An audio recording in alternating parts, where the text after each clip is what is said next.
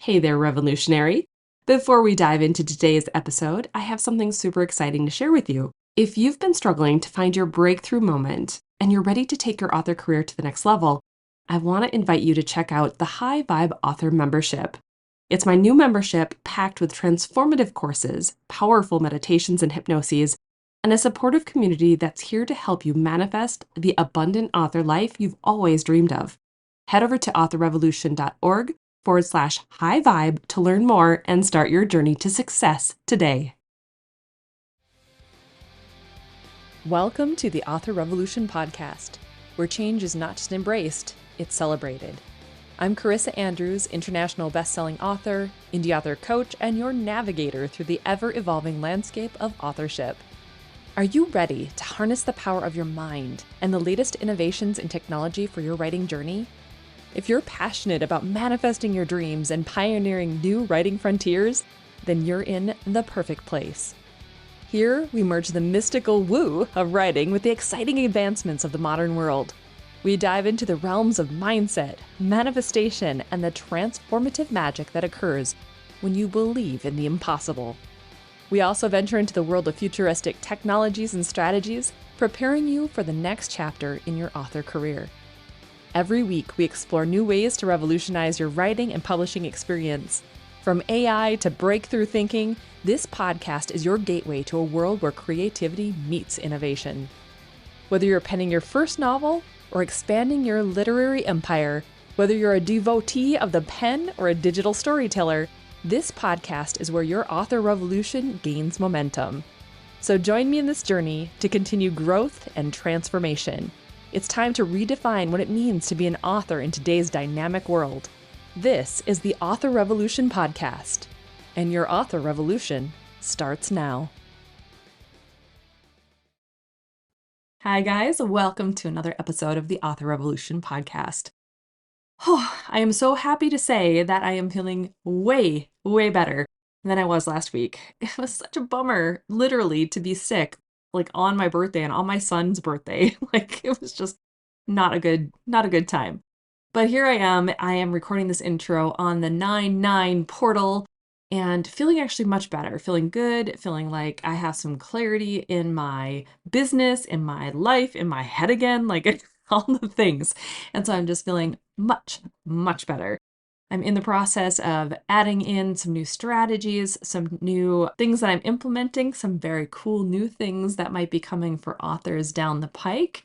They might involve some new ways to market your books, and I am going to be teaching that very soon. Woo-ha-ha-ha, very intriguing information, but I can't tell you about it just yet. I'm in the process of testing it out. I have a couple of other authors who are going to be testing it out alongside me, and we're going to see what happens. So we're in playful experimentation mode at the moment, but just know and stay tuned that something cool is coming, okay? Speaking of new and cool, if you are a nonfiction author, you're going to want to listen up because today's podcast episode is really going to help you to bring your nonfiction books to the next level. Now, I don't usually do a whole lot of podcast interviews or episodes that are geared more toward the nonfiction author, but this is definitely one of them.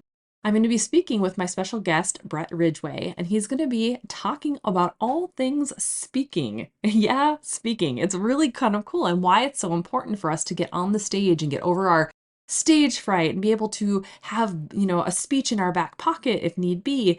There's some invaluable tips here. And for those of you who are just fiction authors, you're going to want to listen up too, because there will be opportunities for you to be able to share your wisdom as well. I mean, Author Nation is coming up, guys. And even if you don't teach other authors the way like I do here with Author Revolution, you have invaluable insights based off of what you're learning, based off of how you're implementing strategies for your author career.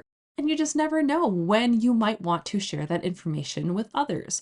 So this podcast episode interview is going to really highlight what it means to be a speaker, how to go about, getting your head wrapped around it, making sure you have more information about the audience of which you're going to be speaking to, all the goodies. So without further ado, let's get into it.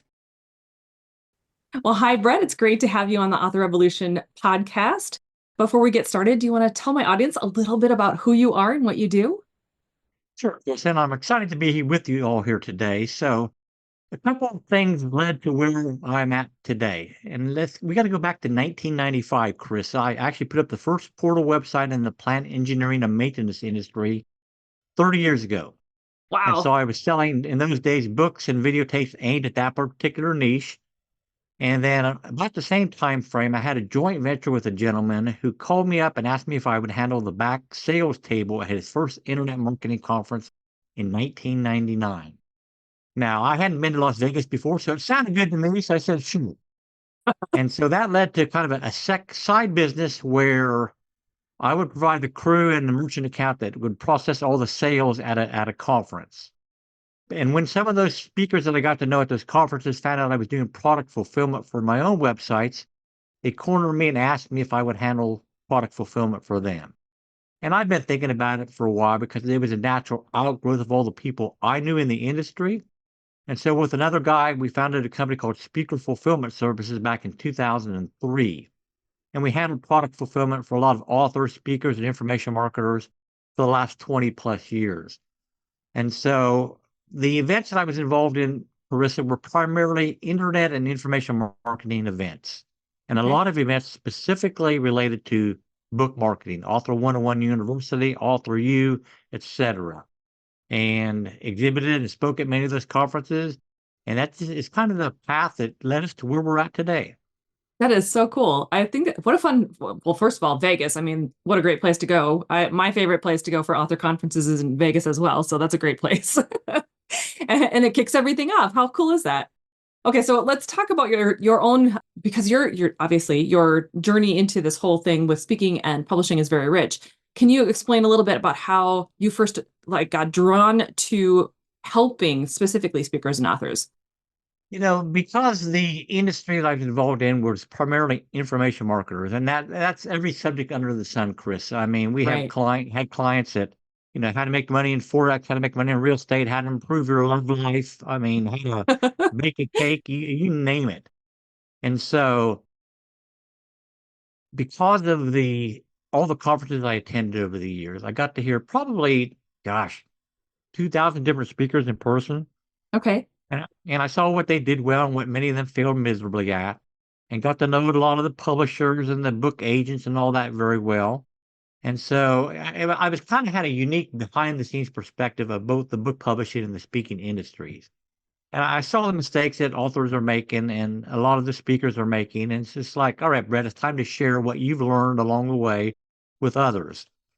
And I'm actually a fairly introverted person. And so for the first, I don't know, 10 years, I was happy to be the behind the scenes guy, the back of the room guy or whatever. Sure. But eventually I said, all right, Brett, you need to overcome this and get up in front of the room and share some of what you've learned along the way also. So I did start speaking at events, oh gosh, maybe 10 years ago now. So I speak at a lot of summits and conferences and podcasts, etc. So, it was getting out of my own way, essentially, Carissa. Right. And putting to use all the stuff that you've learned. I mean, obviously, you've penned a number one bestseller called literally Mistakes Authors Make. So, what inspired you to write that book? I mean, I think it probably stems from what you just said, but could you share a thing or two of the common missteps that authors are typically, authors and speakers, by the sounds of it, are frequently making? Well, this is an interesting story because that particular book, Mistakes Authors Make, which, what's that? This one right here, you'll notice there are two co-authors on the bottom. Now, I wrote the book, but for marketing reasons, we decided we needed to have co-authors on it because we decided we would launch that book and try to make it a number one bestseller at a live event. So we were either going to fail miserably and fall flat on our face, or we were going to succeed. Awesome. And so, we spoke at that event and we asked the audience to help, go buy a copy of the book that day on Amazon. And because of all the relationships I had in the industry, I reached out to colleagues ahead of time and they were happy to spread the word or whatever. So it was a make or break moment or whatever. We did make it or whatever. And fortunately, we're able to drive it to number one, but it was like, this is going to be egg on our face or we're going to look like heroes. I love that. So what are some of the mistakes that authors are making? Is it pretty consistent? I'm assuming it's pretty consistent. Well, keep in mind, I come primarily from the nonfiction book world versus Yeah. the fiction book world. but certainly some of what I'm going to talk about will apply to fiction authors as well. But think about it. You go to a bookstore, Chris, and you like to browse the books, I assume, since you're into the whole author world or whatever. And I like to do the same. Absolutely. And if I go into the bookstore, I typically go to the marketing book section. But if I pick up a book and look at that first chapter and I'm paging through it, and it's like 20 pages, 25 pages, it's like, oh my God, this looks like too much work to even get through one chapter. Because if you're like a lot of people, you like to maybe read a little bit before you go to sleep, and so if it's 5 or 7 pages, great. I could knock off another chapter before I call it a night or whatever. But if it's 20 or 25 or 30 pages in the chapter, it's like, too much work. So the biggest mistake, I'm not going to say the biggest, a big mistake I see a lot of the authors make is they don't think about the consumption or the consumability of their book. Mm, And if you think about the fiction book world, who's the master of the short chapter? James Patterson. I mean, the chapters are 2 or 3 pages. It's like, well, I can read another chapter. I can read another chapter. Next thing you know, you've read like 30 or 40 or 50 or 100 pages and finished his book because he makes it very consumable for you. yeah, So if you're writing a book, think about how you're going to keep those chapters to a minimal length that makes sense so that people are more likely to consume your book. Don't make it hard for them to want to get through the content that you have to share.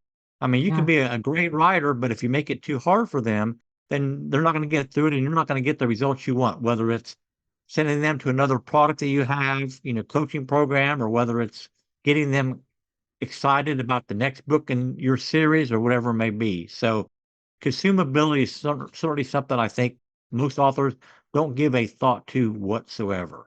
I think that's so smart. I mean, when I teach authors how to plan out their series, because I have a couple of courses where we do that, where we're planning series out, I typically will try to convince them that like keep them short. 2,000, 3,000 words is like kind of a sweet spot. Anything beyond that, you're kind of pushing it a little bit.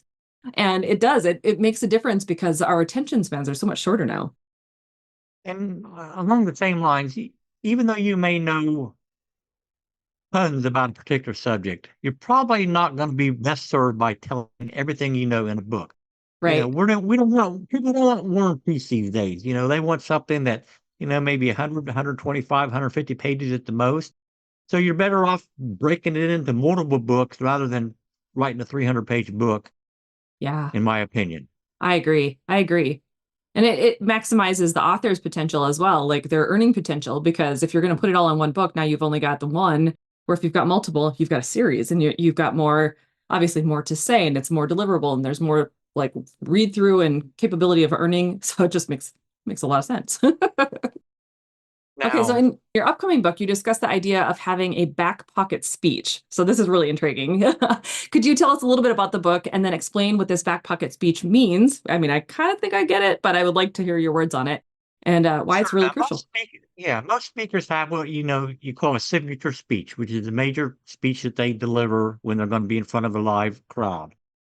Now, they may tweak that speech based on the audience, but they have basically a core speech that they're going to deliver. Well, I was at an event several years ago, Carissa, and suddenly an ambulance pulled up in front of the hotel and they loaded somebody on the gurney and carted them away to the hospital. And as it turned out, that person was scheduled to be the next speaker on the agenda at that conference. Oh Well, I no. could see I could see the event promoter over on the side saying, "Oh my God, what am I going to do? I mean, I can't do a song and dance for 90 minutes or whatever.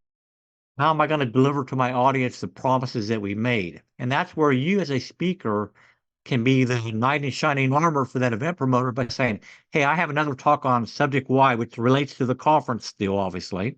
Mm, And so you can step in and fill that gap for them. So that's what I call the back pocket speech. Now, you may never need it, but okay. the fact that an opportunity comes up to speak, and obviously the more face time that you can get with the audience, the better it is for you, particularly if you're going to be selling from the platform.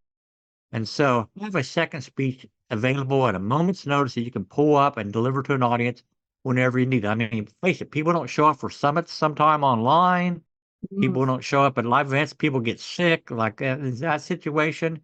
I mean, be the one who's prepared to step in there. The value of getting more face time with the audience cannot be underestimated. It's going to really help you build that know, like, and trust factor. And yeah. particularly if you're going to be selling from the platform later on, it's going to help you out immensely. And then when that event promoter is scheduled to do another event, well, who are they going to think of? Well, they're going to think kindly of you because you're the one that stepped in and helped them out. So, That makes so much sense. Yeah. And it builds that community aspect, like you were just talking about, the no like trust factor of being able to kind of step in and just be able to, in their minds, probably wing it. But in your mind, you're like, well, of course I can say this. This is no big deal. That's very smart. What is the new book called? well, the next book is called How to Build a Profitable Speaking Business. So it's basically a bunch of stories of things I've seen along the way that you would shake your head at in terms of mistakes that speakers have made, and kind of outlines the things that they need to put into place in order to, if they want to do speaking as a business, to succeed at it. What are some of those things? That makes so much sense. I like that a lot. That's really cool. And now, when it comes to fiction authors, because a lot of my audience is fiction, there's a good portion of them that are nonfiction as well. Do you see that also working for fiction authors to be able to describe things too if they have a back pocket speech? Or even speak in general? Like some of these fiction authors don't even consider it being an option. But I think that's personally, I think it taps into another group of people that could become your audience. It can. I guess the question is, who is your target audience and what can you deliver in a speech that brings value to that audience?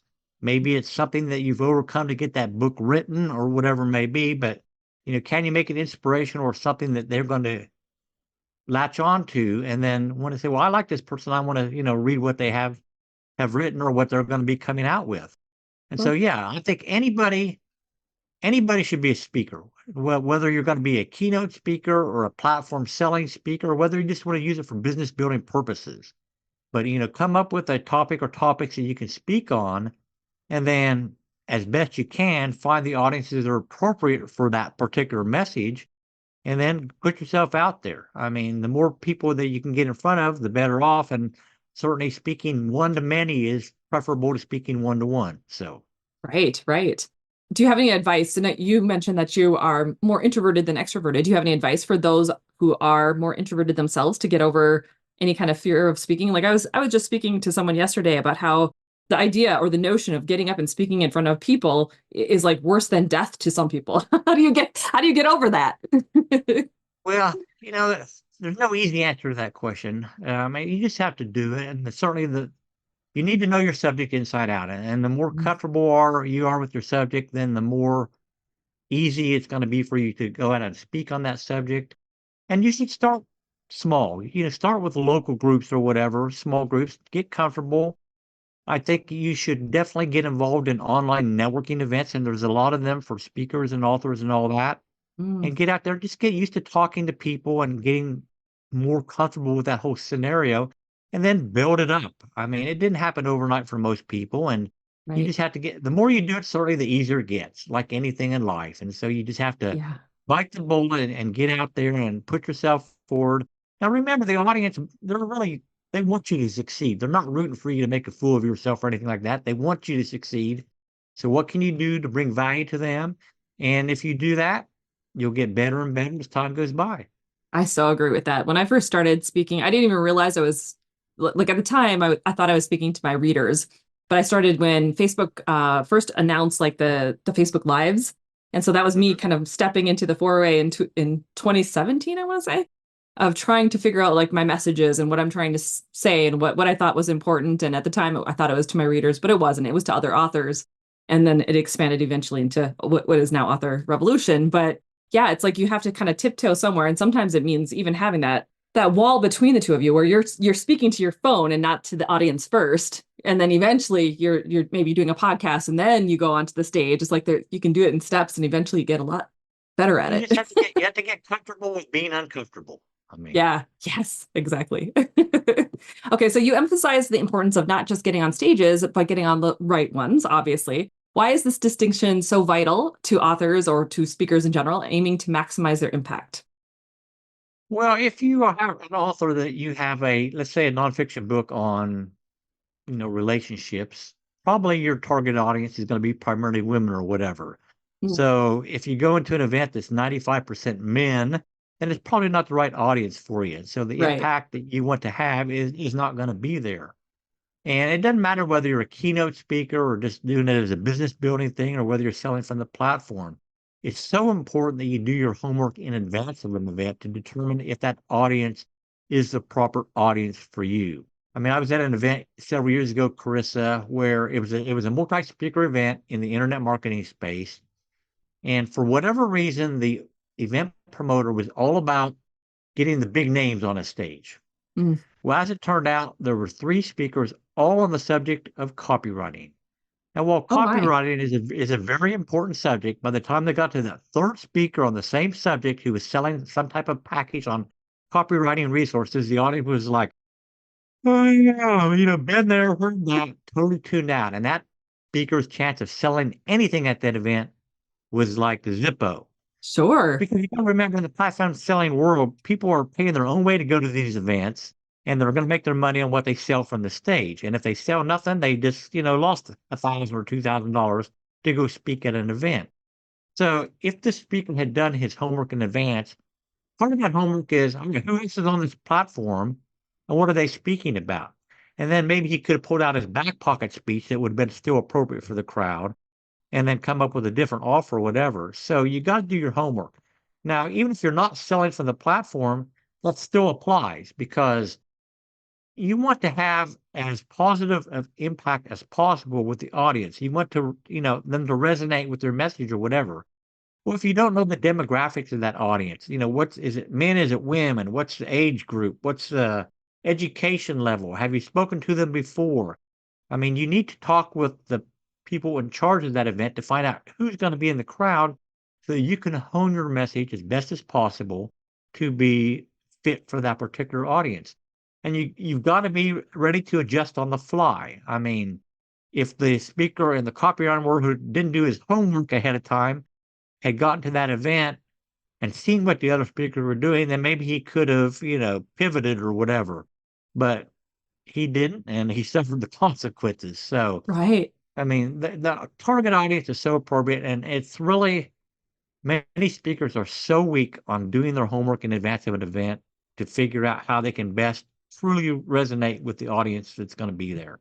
I could definitely see that. And I think your message just now probably gave my audience a little bit of heart palpitations where it's like pivot on the fly. I already don't want to be on the stage. What are you talking about? But I think it's so true because when you're in it and when you understand your message enough to be able to see what the audience actually needs, the message will have to be shaped for them, and there is that level of awareness that you have to have. I know for me, from when I speak on stage, oftentimes they'll give us like the talk that we're going to be doing. Like they'll look at the spectrum of things and they're going to be like, okay, we've got enough people talking about this, so you're going to talk about that. And so we do come in with a little bit of clarity, knowing the topic of how we're going to deliver this information. But so when that's the case, what kind of advice would you give for someone like me who's like, I have a speech that's coming up in November. I know what my topic is. It's going to be a big one for authors who are in all levels of their author career. So some are going to be newbies who haven't really written a whole lot. Some are going to have some books. Some are going to have a lot of books. And my talk is going to be on bringing quantum manifestation into the mix. And so we're going to be talking about manifestation to authors. But that's all I know. I don't know these people and like what their level of understanding is going to be. I don't like some people are going to know me. They're going to come in. They've heard me speak before. So I think there's going to be a level of the audience that's going to be like, of course I know what she's talking about. But in that case, when you don't really know who the audience is going to be, like, do you do it the day of? Do you do it right before? Do you poll them before you start your speech? Like, how would you do that? Well, a couple of things. Number one, you simply want to reach out to the event promoter ahead of time and find out as much as you can about the audience from them. If they've done the event before, a lot of events will have, statistics on who the audience was at the previous events. Now, I think it's critical that any speech that you develop, you got to keep it modular in nature so that you have your core things that you want to cover, but based on the amount of time you have to speak, you can add more stories, take stories away, insert an interactive exercise, take it out, whatever, to adjust to the time frame that you have. But what you're facing there is a challenge, and I think the biggest key, in my opinion, to be on target as much as possible in that event is get to the event early. Don't just show up, hit and run speaker type thing. Get there early, meet the crowd, mingle, find out what their background is, find out what their stories are, and then should be able to incorporate some of what you've learned along that free speaking time by meeting people and mingling at the event into the presentation somehow. And now you're making all the introverts curl up and die again. What? Mingle with people? Are you kidding me? I'm sorry to be such a pain causer. I'm sorry. No, I think it's great. We all need to hear it because I think we get stuck in our comfort zones and we're like, what? I have to talk to people, but I'm a writer. But I think it's so key. I mean, even if you're just going as an attendee to an event, like like the whole reason you're there is to learn from each other, to talk to people and to like get back into the connection and the flow of what's happening and the information you're going to receive from the speakers, whether you're doing the speaking or not, I think is going to be so invaluable when you have that connection. It's so much better. I think it's so important to recognize and acknowledge that you're not really a writer or an author. You're a marketer of a book, or you're the marketer of your writing services or whatever. I Mm, mean, anything that you do is secondary in a certain sense to being a marketer of whatever that thing is. yeah, And so you can't just hide in the closet as an author and expect that your book's going to sell. You've got to right. market that book. And it's certainly one of the things many authors are weak at is beginning that marketing process of a new book in, well in advance of the book. You can't say, hey, it's coming out June 15th. I'll start my marketing then. I mean, it's not going to work. You need to be building an email list ahead of time. You need to be out there being seen, building some excitement for that upcoming release. And so that you have a ready list of prospects or potential buyers so that when you announce that that book is now available, they're going to go to Amazon or to the local bookstore or wherever you want to take them to buy your book. So start, 6 months, a year in advance, start building a list. What can you put online that would attract potential readers to want to be on your email list so that you can then notify them when the book is actually available. Maybe it's preview chapters, maybe it's character backstories that aren't going to be, actual part of the book, whatever it may be. Maybe it's just an audio interview of you as an author and why you're writing the book and kind of what it's about to try to build some excitement. But start way ahead of time so that you have potential buyers ready to go. When you have a new book coming out, what is your process? Like, what is the first thing that you go, okay, I got to make sure I get this put in place? Uh, the first thing I typically would do, Carissa, is figure out number one, what that book title is going to be and see if I can get that book title as the domain for my book. Okay. And then, get a basic website up with some type of bribe, some type of lead magnet or offer to start building the list. And then even more important or as important is if you have an existing list, start emailing them and letting them know that something's coming down the pike so that when it hits, they're ready to go. So, I mean, you've got to nurture your list. You can't just let it go cold. And so Mm, you've got to communicate consistently. And consistency is the name of the game in any type of marketing effort. And so if you're a nonfiction book, think about what kind of content you can share with them via email, via LinkedIn, via Facebook, whatever it may be, that keeps you front and center in their minds. And so that when that release date happens, it's, they're ready to go. right, right. That's so important. I think that's so key. And I think there's even that element of the social part of it too. Like you could be sharing things on TikTok or on, Instagram or whatever, but it's important to be going wherever that audience that you're trying to tap into is. And so having that level of understanding of who you're speaking to and who you're trying to communicate and pull into your world, it's so key. And I love that idea of like getting the domain name of your book title. That's cool. I like that a lot. I've done that in the past with certain series where I'll have it as the series title, and that works really well as you're getting ready to launch, the first book of the series or the whatever. Yeah. So, Now, I still think you should have an author website, but mhm, then, individual sites that are available. And then make sure that you cross pollinate your world as much as possible. And here's what I mean. So I have my own podcast called Spotlight on Speaking, which I interview public speakers about their speaking journey, tips for success, and mistakes to avoid. And I would certainly invite you to be my guest on my podcast, I Carissa. would love that. Yeah. So, but I also have a LinkedIn newsletter, and it's a collated newsletter, also called Spotlight on Speaking. So I'm using the same brand name essentially. And one of the things that I do in my newsletter is when I put out an issue, the first lead story is typically one of my podcast interviews, and it's one that I've done a few months ago. So I'm refeaturing the person that was interviewed before, and so they're getting a second release date essentially. So I'm leveraging those existing assets and reusing them in a different manner to bring more awareness to the podcast. That's so smart. I like that. That's a neat way to be able to reuse the content that like you said that you already have in order to bring a new life and kind of, I don't know, create kind of a cycle of awareness back to the podcast and in even that individual. Yeah, if you're a not you could fiction authors could do it, but particularly if you're a nonfiction author, I would highly encourage you to look at doing a LinkedIn newsletter. The great value is that number one, LinkedIn essentially markets it for you. I mean, I picked up all my subscribers by them just spreading the word, so to speak. That's great. And the newsletter that I do, honestly, is what I call a collated newsletter, Chris. So I don't write any of the articles myself. So it's like, I hook up with a service called FeedSpot. It sends me lists of articles daily that are related to my subject. I pick 4 or 5. It takes me 30 minutes to put a newsletter together and then, spread the word or whatever. So you don't have to do all the writing yourself to do a newsletter. So you can build a good subscriber list on LinkedIn. That is another asset that you can leverage at the appropriate time, and you don't have to do much work at all, honestly.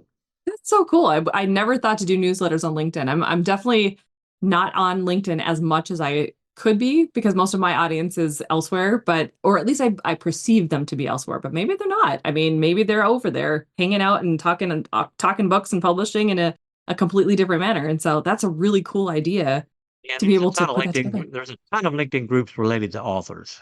Oh, good. Yeah, I'm in a couple of groups, but I can't say I've ever really like myself actively put in there. But it reminds me of a marketing message that I once heard where it's like you don't make marketing decisions based on your consumer profile, like the way you would handle things. You try other things because sometimes, there's different perceptions out there in the world. You need to try different things. So that's really smart. Oh, what a good idea. Thank you.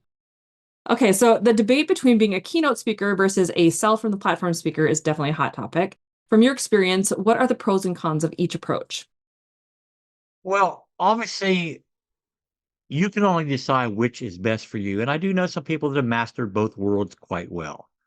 But I will tell you that typically, if your speaking is designed to be a business for you, a money generator, it's not just about spreading the word about your book or whatever, then you will make far more money if you master the art of selling from the platform than you will ever as a keynote speaker. Of Mm. course, I had a colleague that did a speech in the UK a few years ago, and in one 90-minute presentation, he generated $950,000 worth of sales. Now, Wow. even after splitting with the event promoter, because in the platform selling world, typically it's a 50-50 split between the promoter and the speaker. I mean, for 90 minutes, yeah, he had travel costs and all that because he was in the UK, but I think he could afford to travel for his cut of $475,000. So, Right. I think so. Yeah. Oh my goodness, that's amazing. How do people get involved in that sort of thing? Like let's say someone was like, "Oh my gosh, that sounds awesome." How did they get their toes into the mix of doing something like that? well, the key to anything, and I think this is a person's most important business asset, is relationships. You got to Mm. start being seen and getting known and contributing in a positive way, whether it's online to groups or summits, networking events, whatever it may be.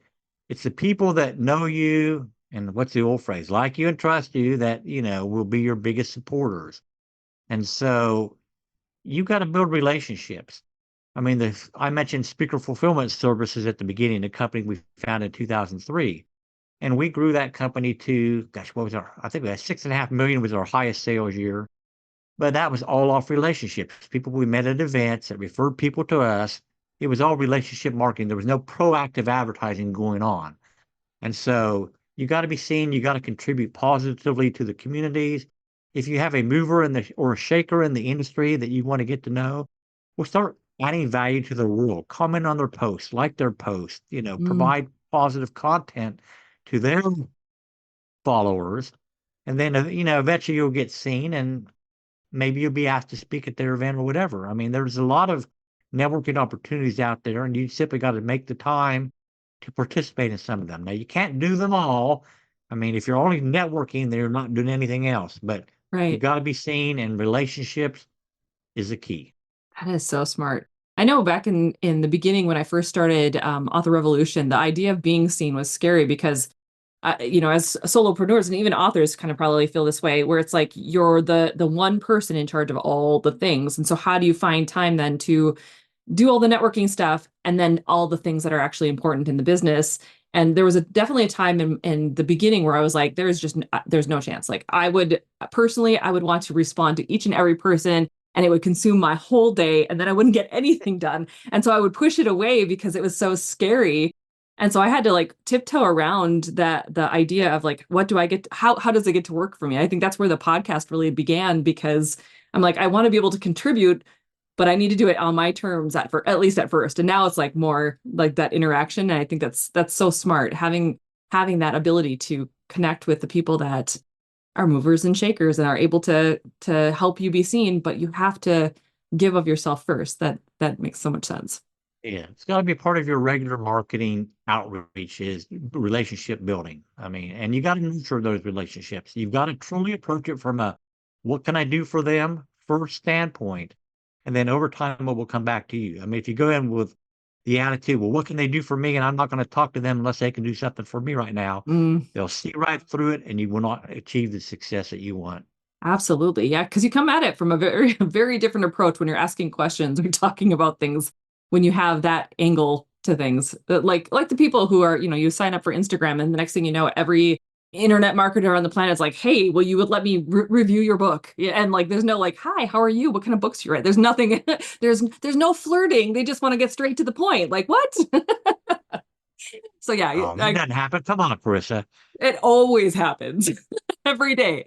I'm always like, delete. And I'm like, I wish they knew, if they just talked to me first and let me know that that they're a person, that maybe I would actually do it. But very few of them do. So FYI, guys out there listening.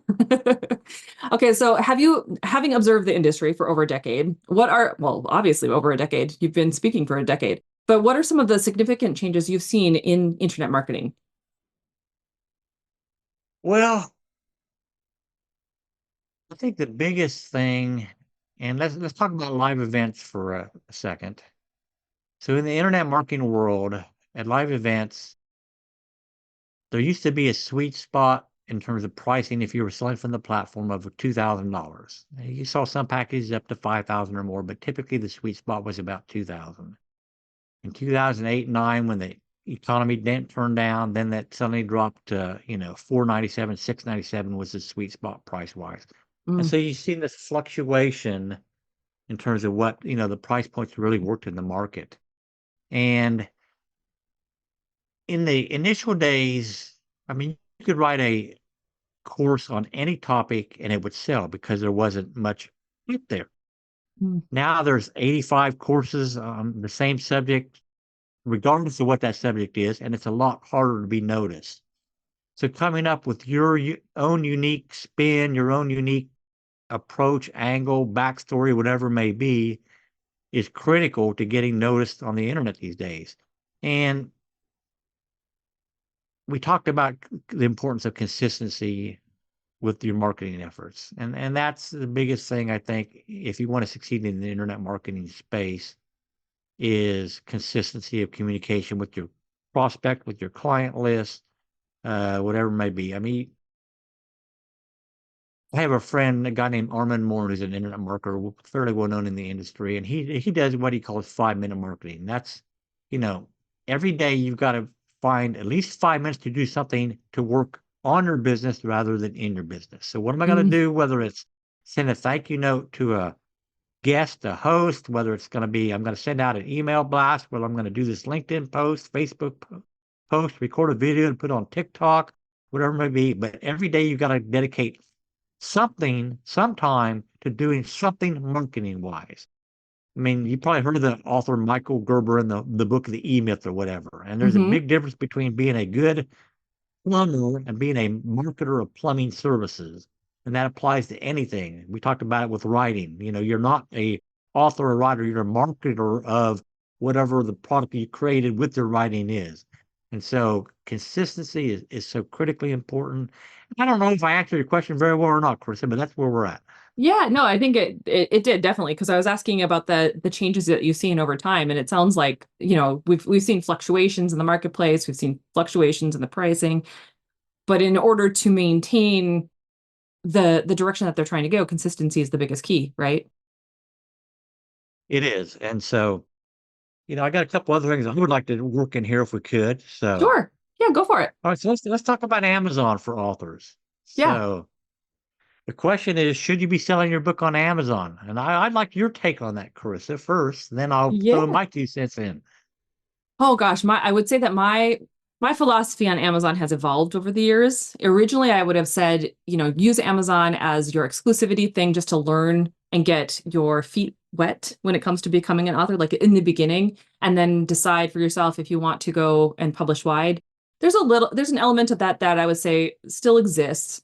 But now that I've been publishing for 12 plus years, I would say that I've seen a lot of ups and downs with Amazon. And so if you can, having your own site, your own store, your own hub, pushing that first, and still having the options of Amazon and Barnes and Noble and Kobo and wherever as external places to go, retailers that people are very familiar with and know where to find you, can still go and get your stuff.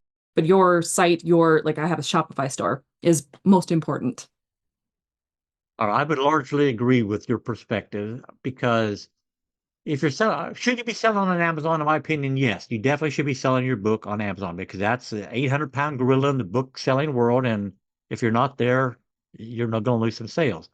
Right. But if you have any kind of platform whatsoever, you're a speaker or you have a big audience out there and you drive the traffic from those speaking engagements or whatever it may be to Amazon to buy your book, you're nuts. You Mm, need to drive them to your website, as you stated, yeah. so that they can purchase from you. Number one, you're going to make a lot more money per sale selling it yourself versus selling it on Amazon. Yes. Number two, you have the ability, if you have other products or services that you can offer, to include a sell sheet or something inside your shipment to the customer, where Amazon is not going to stick that into the shipment for you. Right. And I mean, the third thing is it's Amazon customer. It's not really your customer. So you don't have the ability to market other things to them because it's Amazon's customer and they're going to be very protective of that customer. So, Yeah. I Yeah. think you should be selling on Amazon, but if you have a platform whatsoever, send them to your site, where your store, wherever it may be, versus sending them to Amazon. I completely agree. I think it makes so much sense. And it's definitely a mindset shift that happened over time because it truly is. Like in the beginning, when I was first publishing, people didn't understand. Well, first of all, we didn't have a lot of the ways that we can deliver ebooks and fulfill paperbacks on demand like we do now. So there was a little bit of technology disconnect that didn't make it as easy as it is like as of right now.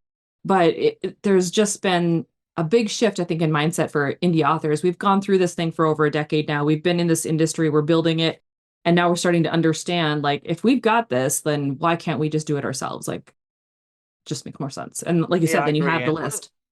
one of the things that I've seen, I got to tell you a story, Krista. So several years ago, I had a gal from Australia produce a beautiful full color cookbook, and we were shipped 15 pallets of this cookbook to handle fulfillment for. Wow. Well, 7 years later, there was still 14 and a half pallets of this book sitting in our warehouse. So they were paying storage charges month after month after Mm, month for 7 years. And the lesson here, I think, is only go to, let's call it a traditional publisher or producing in volume when you have your marketing really working and you know that you can move whatever it is you're having printed. I mean, paying for storage of books that you hope you can sell is crazy. And I mean, I just hate it. Eventually, they had to give up the ghost and say, just, send them to the recycling place or whatever. We can't afford to store them anymore or whatever. But don't get hung up initially as a new author, especially on the per unit cost of your book. Is it important? Yes, it's important, but you're far better off spending more initially to get the book printed until you prove those marketing channels and those machines are working for you to sell books. And then you can think about printing in volume or whatever. But until you get to Yeah, that point in time, don't think about, oh, I could save $1 or $2 per copy here on my printing if I print 500 or 1,000 or whatever. I that's so mean, smart. the number of copies of books sitting in the warehouse still years later, it just boggle your mind. So Right. don't I have don't a get lot of hung up author on friends. don't get hung up on that per unit cost out of the gate. I agree. I have so many author friends who see, someone in their specific genre or something where they're moving thousands and thousands and thousands of dollars worth of books every single month, and they're like, oh, they're doing it because they've, purchased them from, China or wherever, and they're getting them for $4 less per book or however much, whatever. It doesn't really matter. Yeah. And then they think that's the only way that they're going to succeed. But I think you're so right, because if you we all have breakout series, and some series are going to sell, some series aren't. Sometimes it's about market trends, sometimes it's about exposure.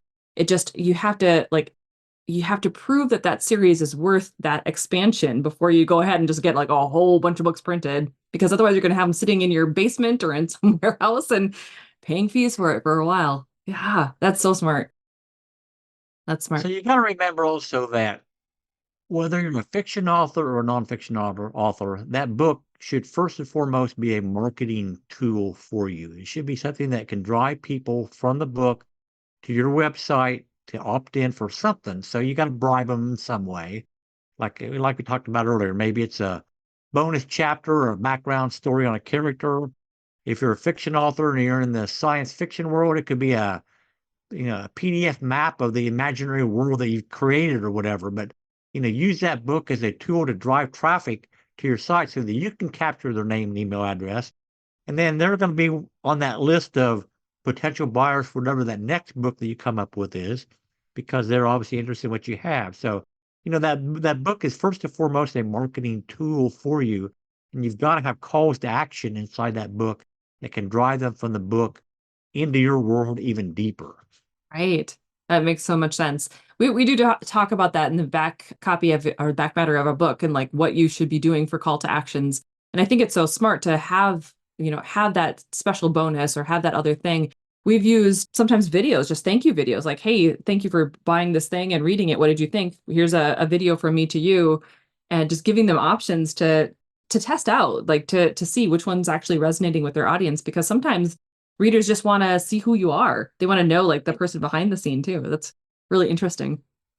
So another thing I think that you've got to ask yourself, this does sound funny, but should you even write a book? And yes, I definitely think you should have book or multiple books out there. But one of the concepts I think is critical to understand as an author, particularly a nonfiction author, is the concept of perceived value. Because, in our mind, Krista, what's a book worth? 15, $20, because that's what we've been trained that you pay for books. For like ever. Well, yeah, forever. The reality is that you can take that exact same content, print it out on 8.5 by 11 pages, put it in a 3-ring binder, and now it has a perceived value of maybe $37 or $47. Exact same content, but because you packaged it differently, it Mm, has a higher perceived value. I mean, add an audio component or something to it, a CD or whatever, or a click here to download, online to get to an audio or whatever, then maybe it has a value of 97 or 197. Now, it depends on the market. I mean, you have in right. the internet marketing space, the information marketing world, what we call hard topics and soft topics. Hard topic is going to be something like how to make money in real estate or on the internet. Soft topic is how to improve your relationships or how to bake a cake or whatever. Typically, a hard topic is going to command a higher price point than a soft topic. But in the information marketing world, I would tell you that you're typically going to have a higher return rate on a hard topic versus a soft topic. Now, most people don't return books. It's rare that a book is ever returned because it's such a low ticket price. But the fundamental question, again, is should you even write a book? Should there be a different way that you package your knowledge that allows you to sell it for a higher price point than a $15 or $20 book?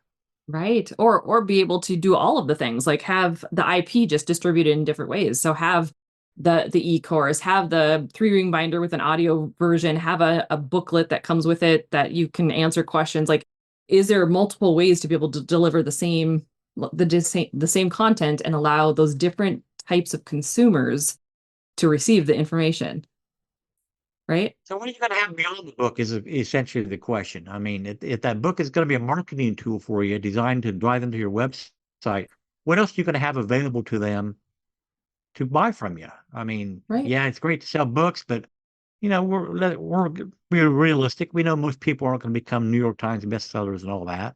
So if that book is a marketing tool for you, well, what's it going to drive them to that maybe you can sell for a higher price point? So yeah, the book is the lead generator, but maybe you have a coaching program or a membership site or a mastermind group or whatever on the back end. And so think about what you're going to do beyond the book to basically leverage your expertise further. That makes sense. Yeah. Okay, so if you had to boil down your advice to just 3 words for success in speaking or authorship or information marketing, what would those 3 words be? Oh, good gosh. Got put me on the spot here. Consistency, relationships. There'll be more than 3 words, but getting uncomfortable with being uncomfortable. Yeah, no, that makes sense though. Yeah, yeah, yeah. Uncomfortability. There you go. There you go. Create a new word. There you go. That makes so much sense. And it goes exactly with the theme that you were just describing, because we're all trying to just get out there. And in this age of the internet, that's definitely something I've seen since the internet became a thing for me. Just seeing how much the expansion and the explosion of all the different things that we can do with it's made it so much easier in a lot of ways, but also harder to be seen, harder to be that person or that, I don't know, that marketer who stands out. And so we have to find those new and interesting ways to embrace the uncomfortability. Yeah, now there's actually a phrase I created a while back for introverted authors who are trying to step up their game or whatever. I call it, what I call it? Going introvertical. Nice. That's good. So, I love that. Well, all right. Is there anything else that you wanted to share with my audience before we wrap up today? gosh, let me grab my notes here and see what else. Gosh, I talked about most of these. I think I've covered everything that I could share today that would be of value, Carissa. Excellent. I That know, means I I know, hit my I know, mark. I know nothing else. Good. That means I did my job. Ah. Well, where can my audience go to find out more about you, Bret, and figure out like what you do and how you might be able to help them? Yeah, a couple of options. The primary website is bretridgway.com, and that's Bret with one T and Ridgway without an E. So BRETRIDGWAY.com. That's the primary website. And then if you're interested in speaking, I encourage you to check out my podcast, which is called spotlightonspeaking.com. Awesome. Awesome. Well, Bret, thank you so much for being here and sharing your expertise. I'm so happy that you were able to join us. Well, I'm excited to be here, Krista. So thank you so much for having me on as a guest. Well, there you have it, guys. Isn't Bret awesome? He's such a sweet guy. Oh man, I was so blessed to be able to speak with him. And he actually ended up introducing me to Judy Baker as well. And so Judy will also be coming onto the show, and her interview will be airing in December. So stay tuned for that. But overall, Bret gave me so many cool insights and things that I personally could use for when I go to Author Nation this November. So speaking of Author Nation, guys, if you have not gotten your tickets, what are you waiting for? This is going to be the event of the year. It's going to be amazing. We have so many different speakers. The lineup is brand new. It's a lot different. I was going to say a little different. It's a lot different from what it looked like when it was 20 Bucks Vegas. And there's so many cool new little things that they're testing out and playing with and ways to be able to get incorporated. And of course, there's going to be rave as well, which I will also be a part of because obviously I'm a fiction author as well. So there's so many cool things that are going on. And so this is taking place November 11th through the 15th. So you're going to want to make sure you get your ticket, make sure you hop on board this crazy train that is Author Nation. It's going to be so much fun. And you'll be able to see me there. I'm going to be doing a talk on manifestation for authors. I will also be on at least one panel that I know when it comes to fiction So I'll be talking about magical realism and on the panel for that, but there might be others. So much good stuff that's going to be happening at that event. Make sure you get your tickets and get ready to go for it. Now, guys, I also want to mention before we end today, I have a brand new masterclass that's going to be coming up on September 20th. It's going to be all about the energetics of multiple pen names. Now, this is coming at a perfect time as I am gearing up this new social strategy and getting everything organized and thinking about all the ways that we can embody our pen names and do all the things, right? So if you're interested in what it's like to be in energetic alignment with your pen names, you're going to want to check out that particular masterclass. It's coming up again, September 20th at 1 p.m. Everything takes place on Zoom because I love seeing your shining faces, but a replay will also go out. If you'd like to learn more about that, head over to authorrevolution.org/252. The links will be there. In fact, the links to the transcript, to Bret Ridgway, all the things, they'll all be right at that place. So authorrevolution.org/252. So there you have it, my friends. This week's podcast episode has come to an end. I hope you've enjoyed it, and I hope it was insightful for you. So go forth and start your author revolution.